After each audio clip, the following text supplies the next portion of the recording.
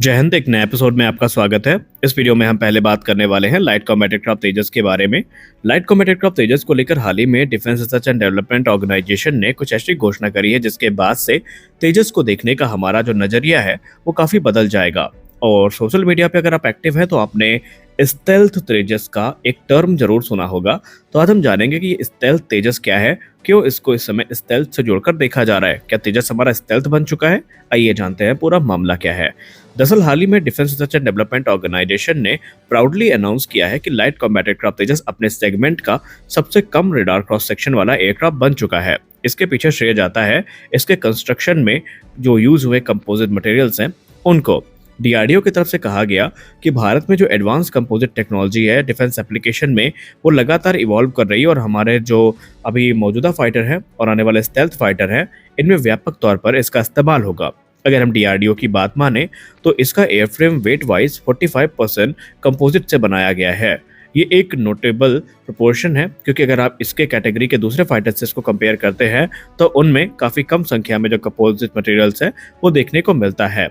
वहीं अगर हम एयरक्राफ्ट के 90% विजिबल सरफेस एरिया की बात करें तो वो कंपोजिट मटेरियल से बनाए गए हैं, जिसका सीधा मतलब ये है एक तरफ ये एयरक्राफ्ट को स्ट्रक्चरल बेनिफिट तो दे ही रहे हैं लेकिन एयरक्राफ्ट की जो रेडार विजिबिलिटी है उसको भी वो लगातार रिड्यूस कर रहे हैं। एक तरफ जो तेजस के कैटेगरी के दूसरे फाइटर एयरक्राफ्ट में जो हाई मेटालिक स्ट्रक्चर्स है वो इस्तेमाल किए जाते हैं, तो वही तेजस का जो कंपोजिट एयरफ्रेम है ये इसको सुपीरियर परफॉर्मेंस ऑफर करता है in terms of reduce electromagnetic reflection.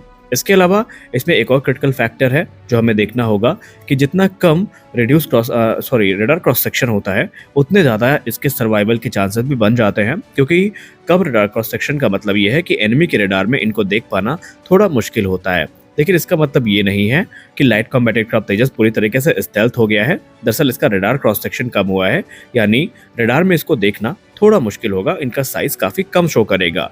Composite key जहां तक बात रही तो इनके बहुत सारे बेनिफिट भी हैं मेटल्स की तुलना में, जैसे कि इनकी रेडार रिफ्लेक्टिविटी काफी ज्यादा कम होती है। वही अगर हम ज्यादा कंपोजिट मटेरियल्स का इस्तेमाल करते हैं तो नेचुरली ये रेडार क्रॉस सेक्शन को कम कर देते हैं ताकि एनिमी के जो रेडार सिस्टम है वो इसको आसानी से डिटेक्ट ना कर पाएं। और आज के मॉडर्न एरियल वॉरफेयर में जहां पर एडवांस मिसाइल्स हैं, एडवांस रेडार सिस्टम है, सर्विलेंस सिस्टम है, ये जो कैपेबिलिटी है ये एक महत्वपूर्ण भूमिका निभाती है। अगर हम स्टेल्थ से हटके भी बात करते हैं तो कंपोजिट मटेरियल्स के अपने बहुत सारे बेनिफिट हैं। कंपोजिट बेसिकली एयरक्राफ्ट के लाइट वेट डिज़ाइन पे कंट्रीब्यूट करते हैं। इसके अलावा इनके चलते जो फ्यूल एफिशिएंसी है वो काफ़ी बढ़ जाती है, रेंज काफ़ी इंप्रूव होती है। इसके अलावा एयरक्राफ्ट की जो मनूवरबिलिटी है वो भी काफ़ी इंप्रूव होती है। और सबसे खास बात यह है कि मेटल की तुलना में जो कंपोजिट होते हैं ये कोरोजन के अगेंस्ट ज़्यादा रेजिस्टेंट होते हैं, यानी कि एयरक्राफ्ट का जो लाइफ स्पैन है इसको भी ये ओवर द टाइम इंप्रूव करते हैं। जल्दी एयरक्राफ्ट के जो पार्ट्स और कंपोनेंट्स हैं वो रस्ट के चलते खराब नहीं होते। Defence research and development organisation ने कंफर्म कर दिया है कि लाइट कॉम्बैट एयरक्राफ्ट तेजस को वो सारी एडवांस टेक्नोलॉजीज दी जाएंगी जो हमारे भविष्य के फाइटर एयरक्राफ्ट के लिए विकसित की जा रही हैं। यानी अगर आपको ये लगता है कि अब तेजस में कोई काम नहीं होगा तो ऐसा नहीं है। तेजस के जो लेटर वेरिएंट्स हैं इसमें बहुत सारी इंप्रूवमेंट्स हमें देखने को मिलेगी। चलिए हम आपको कुछ इंसाइट दे देते हैं।